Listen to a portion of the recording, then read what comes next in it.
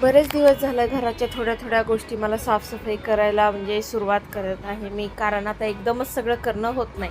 या साफसफाई करण्यामध्ये मला काय सापडलं, जे मी माझे लास्ट इयरला प्रेग्नन्सी टेस्ट केली होती त्या किट्स सापडल्या, ज्या मी माझ्या आठवण म्हणून सेव्ह केलं. तर मला इतकं खुशी वाटत होती की ह्या किटमध्ये ह्या 2 लाईन्स आहेत. ते आज माझं बाळ माझ्यासोबत 10 महिन्याचं आहे आणि आज ती माझ्यासोबत साफसफाई करायला मदत करते.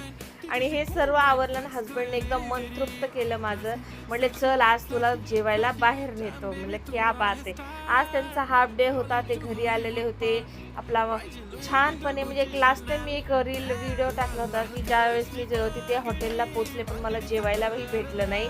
त्याच रेस्टॉरंटला माझ्या हसबंडने डोक्यात फिट केलं की मी तर माझ्या बायकोला इथे जेवायला आणणार आणि माझा नवरा एकदा ठरवलं की तो पूर्ण करतोच. मग काय छानपणे दुपारची वेळ होती, घेबूचा पण मूड छान होता. तिचं खाऊ पिऊ घालून झाल्यानंतर छान घेऊन आलो.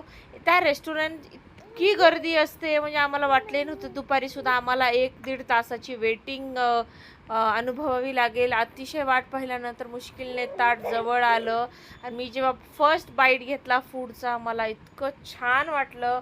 खूप छान, हर एक पदार्थाला सुंदर टेस्ट आहे, स्वादिष्ट जेवण आहे आणि इथे म्हणजे तुम्ही कितीही पोट भरून खाऊ शकता. ही अनलिमिटेड थाली आहे, 200 रुपये पर थाली आहे आणि घिपूने खूप सपोर्ट केला. तिच्या पप्पाने पूर्णपणे मला आरामात जेवण करू दिलं.